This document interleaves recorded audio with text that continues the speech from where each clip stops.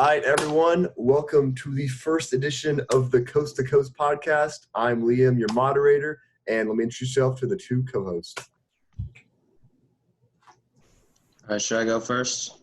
I'll go first. All right, I'm about to change this email real quick so you guys don't have my student email, so I don't expose myself. But I'm Carson. Obviously, you can tell. I go to CSULB, and all of us are some high school buddies, and we're ready to talk some fantasy football for y'all. I'm Jose, coming at you from the Dirty Huge over here at UO. Go Ducks. And heading back. I'm Liam from the U at Miami. So how about we just hop into this? So what's going on, guys? Welcome back to a pretty crazy episode. Today marks the 1-year anniversary of this podcast.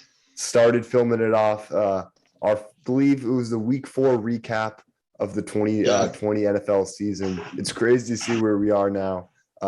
We'll flash the clip. Probably will flash before of our introductory to our first episode. But we've come a long way. We got mics now. We got actual places to film in. Carson's filmed in a closet. He's also filmed driving before. Yeah, but now I'm in my actual own room for most of the time. It's crazy. Still have a mic though. We're on the come up still. It's still on the come up. Don't worry. But just some crazy things that have happened over the years. I mean, we appreciate every single one of you guys that ever watched a video, ever liked a video, ever commented on a video, or even followed us on Instagram, wherever it is. We're super appreciative. 1 year down, but we're looking to keep improving, heading forward. We got a lot of stuff in the works. We got this crazy season of NFL right upon us. And I think no better way to look back on our 1 year is look at some of our worst takes and some of our best takes, because as much as we've had some pretty good takes in the past, there's been some really bad ones that we've done. So how are we doing today, guys? Fantastic. I can't believe it's been a year. I remember texting you guys, like, I don't know. I don't know what I was doing, but the idea popped in my head. I was like, why do we not have a podcast? Like we talk about stuff that we could talk about on a podcast all the time in our group chat and whatnot. And then, man, the rest was history. So it's exciting. I just realized my mic was muted again. But, Chilling. Yeah, dude, I do remember that text. It was like, dude, why do we not have a podcast by now? I mean, we literally spent 2 or 3 years in math class just talking about football all day. Constantly bullshitting about it. Yeah. There was not much math going on. Exactly. Like mock drafts would drop in March or April, and we'd just be like, look at this team I just drafted. Yeah. 100%. Yeah. Fantasy basketball leagues. Oh. But I think it's time we hop into some of the takes. Obviously, like I said, there's been some really bad ones that I caught on one of our videos, some really ones. But also, we had a lot of people riding some good teams. At the time of recording, Stephon Gilmore has agreed in a trade to the Carolina Panthers. And one person that was really high on them even before this trade happened was Carson. In our, I believe it was our draft video, Carson was talking about, how he could see them progress as a team. I'll flash the clip up right now. I was able to catch it. But basically he talked about how he thought Terrace Marshall Jr.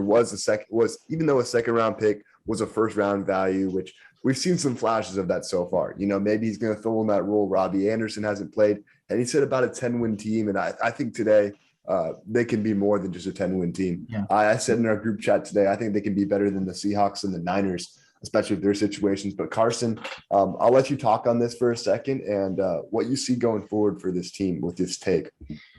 Yeah, very, very exciting that, they're 3-1, we're already 30% of the way there. I don't know. I really liked the idea of Darnold getting a reclamation project, because very similarly to kind of what Zach Wilson's doing, he just had so many moments on the Jets where you just see the kind of plays that he makes, and you're just he's not a bust. He's definitely not a bust. I think it's more just a product of his environment. And he's been playing very well in the Panthers. Then I looked at their offensive weapons. They got, like you said, Marshall Jr., J.C. Horn, and, all the young guys they have on their defense who all seem to be playing, very well and up to expectations. And then, now like the cherry on top of this take is them getting, 2 years removed from being the defensive player of the year and Stephon Gilmore. And I absolutely love it. It's just scary now that they're adding him. And definitely something I'm pretty proud of, because I think now I kind of had their like ceiling as like a wild card team or something. I think that's exactly right where they are right now. So definitely I'm proud of this one. I'll spot on with this one for sure. But one of the only few spot on ones. We'll get to the bad ones, but I'll take a dub with this one.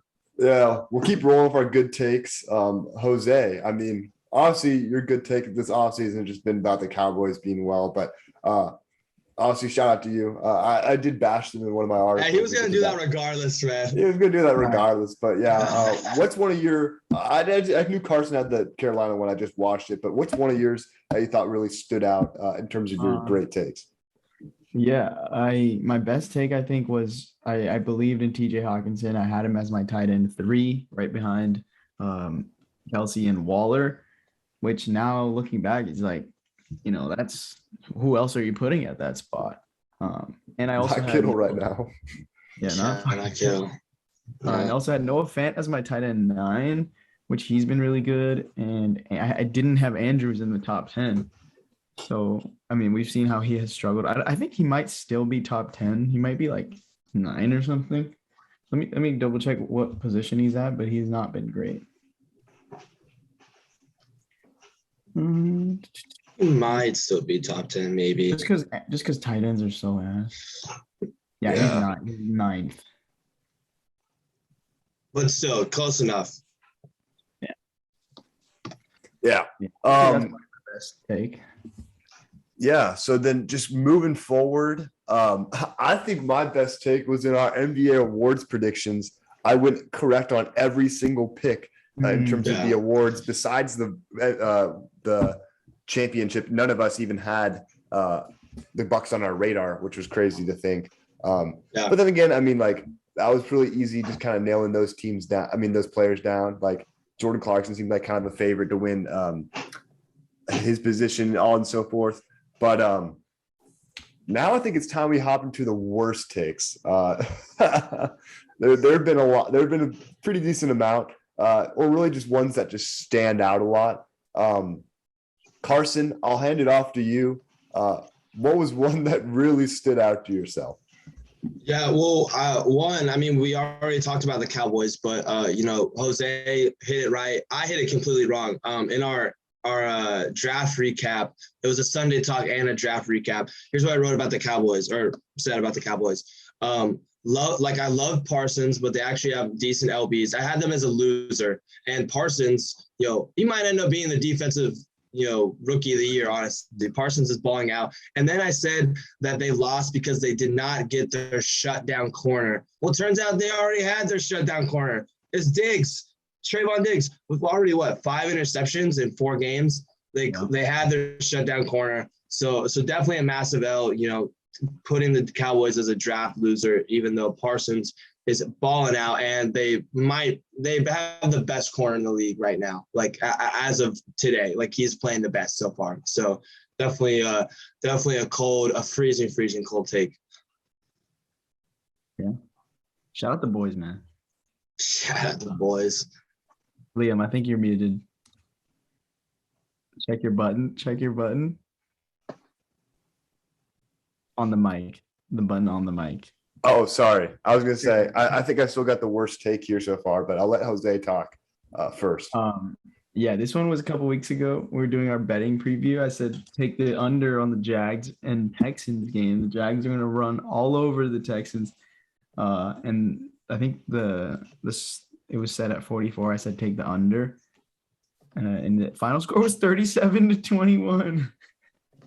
So not good. But who could have predicted that Texans win? I mean, they've been dog shit ever since that game.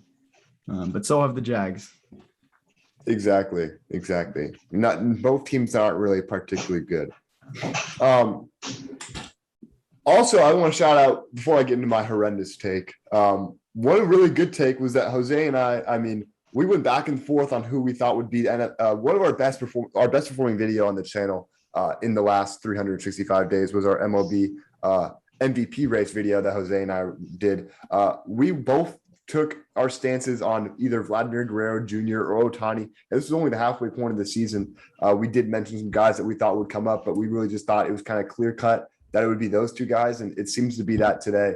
I think Ohtani will walk away with the reward, but Vladimir Guerrero did end up being pretty much hotter towards the end of the season. But my worst take. Crown. You dead ass called the Triple Crown. I called it, and it was close to it, which is pretty crazy to see that far out. But no, my worst take has to be, despite taking him as my quarterback one in fantasy this year, I called Kyler Murray would not be a top 10 quarterback in fantasy. And I'll flash the clip on the screen of me defending him. He's there.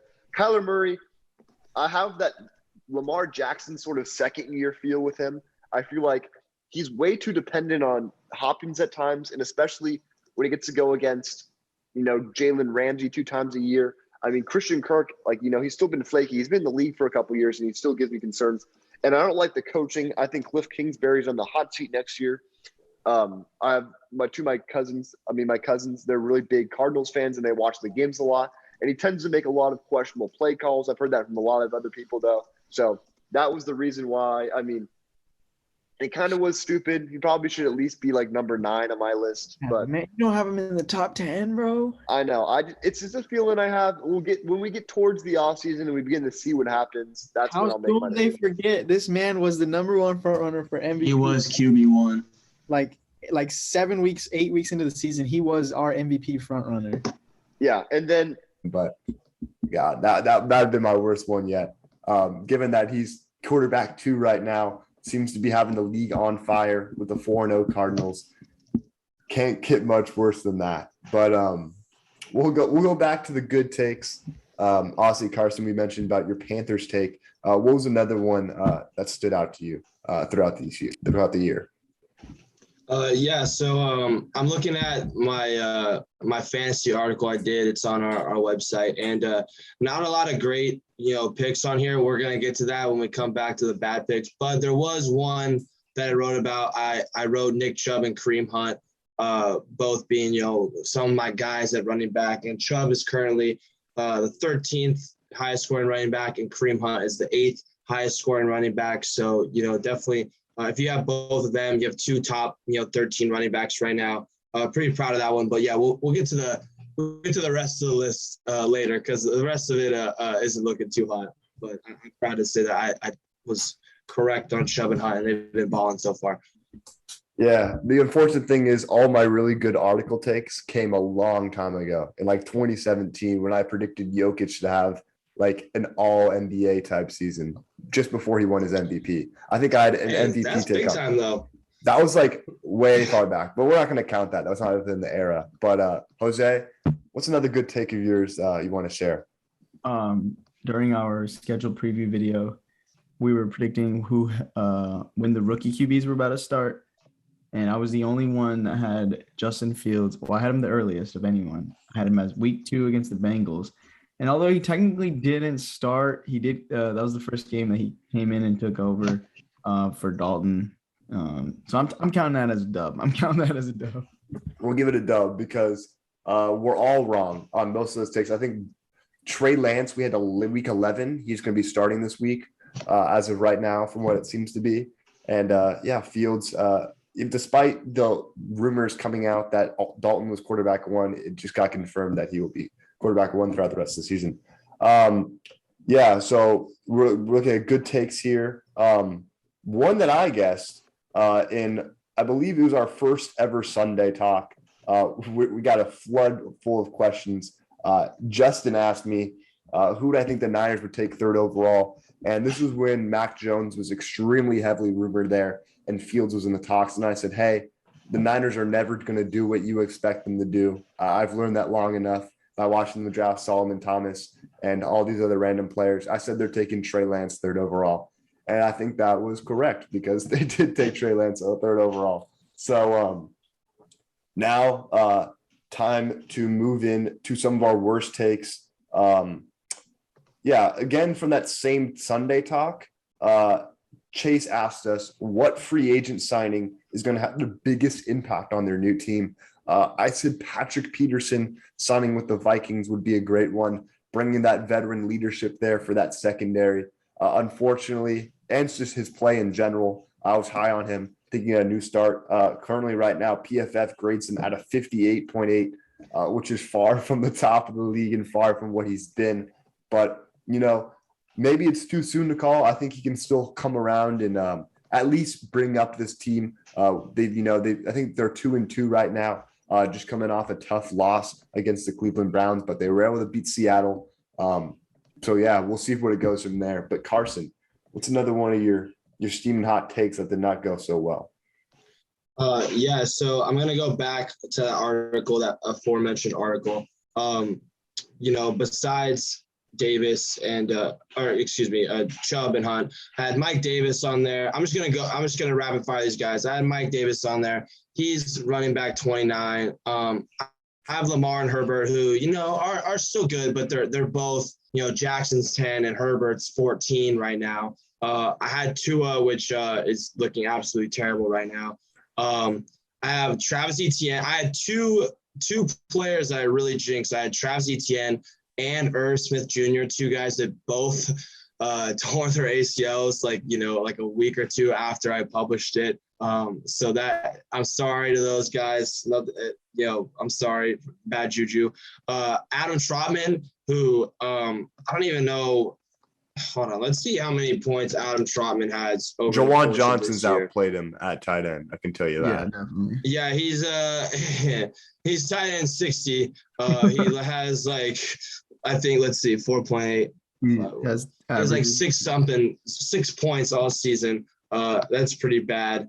And then Robbie Anderson, who is currently wide receiver 70.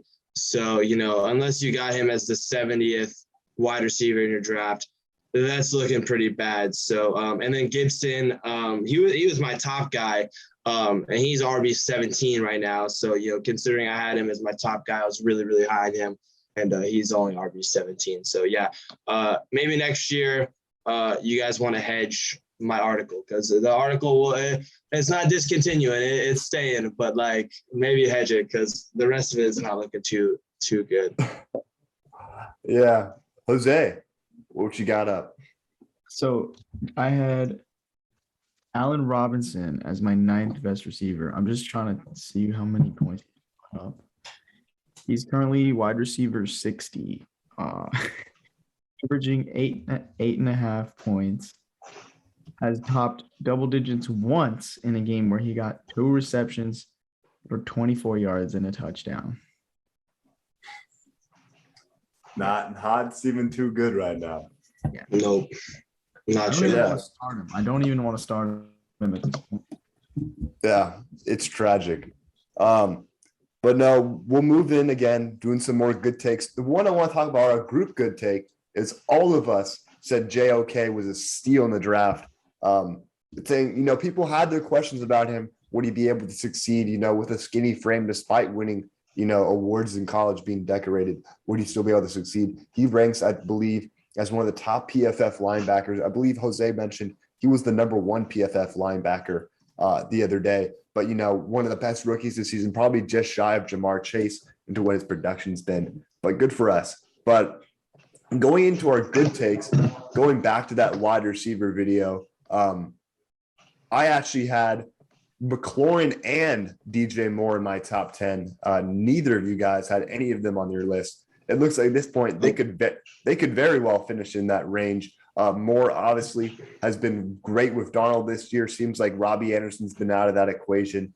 And also a guy that we were high on as well was DJ Moore. But McLaurin as well. I've been riding McLaurin for a long time. I think he's got ridiculous amount of talent, up there. I think he's closer to DK than people think.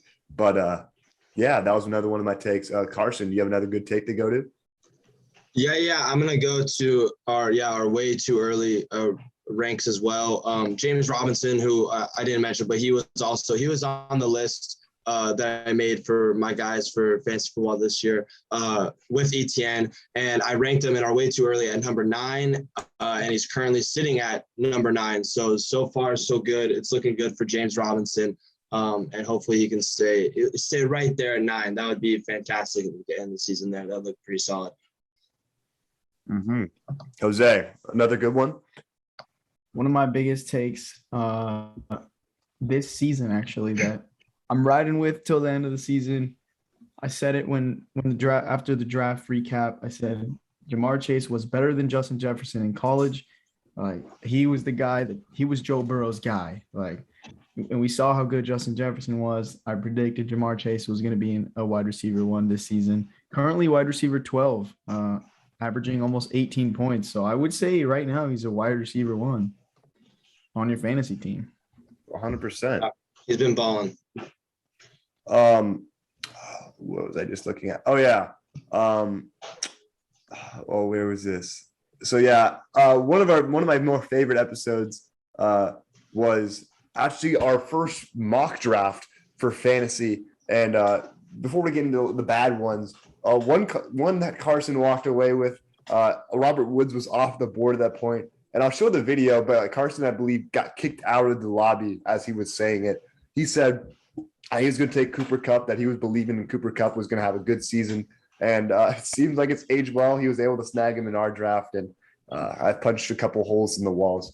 Not really, but I would love to. I'm going to be honest. I took him as a consolation prize for not getting Woods, because I knew at least one of them, if not both of them, were going to be really, really good. But I thought Woods was actually going to be the guy, but instead it was Kupp. It was, I just got lucky and I was like, oh, Woods is not on the board. I'll go with Kupp. And then now Kupp's you guys heard his nickname, White Rice?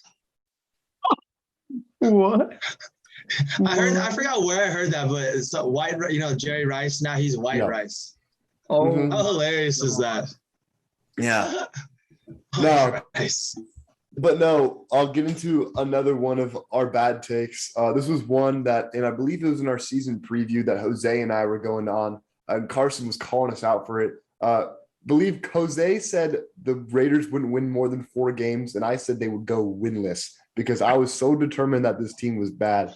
It looks like at this point that's not aging too well. They're 3-1 after losing against the Chargers. Still one of the best teams in the league right now. But I was bashing them. I was like, this offensive line's trash. They got no weapons. But I mean, Hunter Renfrow looks like he can play strong safety and he can play wide receiver at the same time. That pass rush seems like it's finally something with Yannick Ngakoue, but I'll bite the bullet on that one. I still don't think they're going to be a good team this year by the end of it. I think 8-9 is really their ceiling in my opinion. But Carson, in your defense, what really what really made them look like they there was no expectation for them. This was a complete surprise. I mean, we all did bash the Alex Leatherwood pick, and he has had a lot of penalties since I've watched them play. So I'll ride with that one. But Carson, do you have another take you want to rock with? I do. So I'm going to basketball. This was our NBA first half check-in, and we had a segment, most surprising players, good or bad. And in my bad section, I had a little dude named Trae Young, and my 4 points. Let me read you my 4 points I have on my notes. I don't know. I'm pretty sure I most likely said all these, but my 4 points I have in my notes. A, not a winning player. Shut that down. Made it all the way. Two games from the NBA Finals. He was down in points. Chemistry issues with team and a newly fired head coach. The chemistry seems fine now. He's throwing off the glass alley-oops to John Collins. The chemistry seems fine now. And the league turned on him, which I guess is now he's kind of like the villain, but now I think everyone the league realizes this guy's legit, even though his play style might be a little annoying. This dude's legit. He is, the superstar villain that we've all really been wanting. And he most certainly has proven me wrong as a winning player, because now, they got a taste of it. I fully expect them to, maybe even do better in the coming years and make a final trip, within the next, 2, 3, 4 years. So, yeah, to be fair, this was at the half, and they were playing very bad, but he must have watched it or something. He must be using this as motivation. I'm sure he was watching, and absolutely destroyed my freezing cold take, because, yeah, he is most certainly a winning player. Indeed. Jose, any other one? My final terrible take. This was during our NFL or game of the year predictions. This game just happened. Like, do you guys have any idea which one it might be? Jaguars Bengals. No. No. No. Like it was It's week it was 4. the game I predicted, during week 4 that I predicted would be NFL game of the year. Oh, was it Vikings Browns? No, Bucks Patriots. Yep. Patriots, the Bucks. It wasn't that bad of a game, but it like wasn't that bad, but like also like I mean, come on, it's Brady going back. Yeah, but like even though it was the huge storylines with Brady coming back, I just feel like it wasn't really fun to watch. No, it was a boring game. You did have Chiefs. I'm looking at the notes right now. You did have Chiefs Ravens week 2, which I think was a one definitely will be a contender. That was a really good game. Yeah, that was a really good game. I have Sunday Night Football week 5 like coming up, Bills Chiefs. So hopefully that one hits. Hopefully that's a banger. Yeah, I believe mine were. I think I had Chargers Chiefs, which actually that game already happened. I think it was a primetime version of that one. Yeah, you have the Thursday Night Football one. I'm looking at notes, and then you also have week 9 Titans Rams. Yeah, if they can be healthy, maybe the Titans will be good. Otherwise, they'll be. I gotta do one more of my bad takes. We did our all NFL overrated team, and my 2 wide receivers have seemed to have watched. I looked at that graphic and said, "F you." I put Corey Davis and Mike Williams. Honestly, Mike Williams shit the literal bed on that from Monday night game, but those 2 guys. Corey Davis just had an 100-yard and a touchdown game in his revenge game against the Titans, and Mike Williams. Honestly, looks like he's going to be that deep threat that they've been looking for. But yeah, I mean, not a great take. Do we have any other ones that we want to talk about? Carson, you were just asking about one. Yep, I got one more. My number one quarterback in the way too early was Deshaun Watson, and let's just say that's not looking great right now. Yeah, exactly. I also had Matt Ryan at number 8 in my list. So not looking good either. Hey, but I would look at our mock draft 2.0, which we did between us 3 and Chan. We actually were pretty accurate. The top 3 picks, we got all of them right. Jose got Penei Sewell to the Lions. Looking further more at it. Did I also get Devontae Smith? Devontae Smith. Yes, you got Chan got Devontae Smith to the Eagles. Oh, okay. We did get the Patriots trading up with the Cowboys for Mac Jones, but Mac Jones ended up falling to 15. So still, I'll say we kind of hit on that one. Furthermore, looking at this, I know in the first one, Carson drafted J.C. Horn like 29th overall. We let J.C. slip all the way, which did not end up looking the greatest. No, I ended up taking J.C. Horn 15th. We do have the Dolphins taking Jalen Waddle at 18 in this mock draft. I mean, obviously he went a lot higher than that, but at 6. But still, anything else that stands out on this one? I remember I took Walker Little for the Raiders, which and stretch. Jackson Carman was Chan's pick the one before that, and it was basically in between those 2. It was Leatherwood. So I picked a very like a lineman that got picked way too early for the Raiders. So I'll take that as a very minimal dub. And then, I mean, we hit the Najee pick. Like, who wasn't going to hit that pick? We were high on Jason Oweya. He ends up looking like one of the best rookie edge rushers. We had Terrace Marshall Jr. as a first-round pick. We had Rondell Moore as a first-round pick. Honestly, they may not have – I mean, we had Jalen Phillips going 30, which doesn't look good. But, I mean, he hasn't been particularly amazing to begin the season. But, no, we did not do too bad on that draft. But, hey, we're 1 year down, plenty more content to come, a lot more hot takes. We're not scared. I already have my hot take going right now that I'm going to get a tattoo of I love the Saints on my forehead if they win 14 games.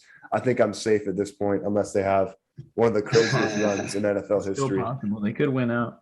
Yeah, they could win out. They could win out. If they win out, holy shit. I'll get it as a tramp stamp. God. I think you're safe, though. You should feel pretty solid. Yeah. Otherwise, this has been Coast to Coast Podcast again. Thank you so much for all your support. Signing We out. appreciate everyone. Peace.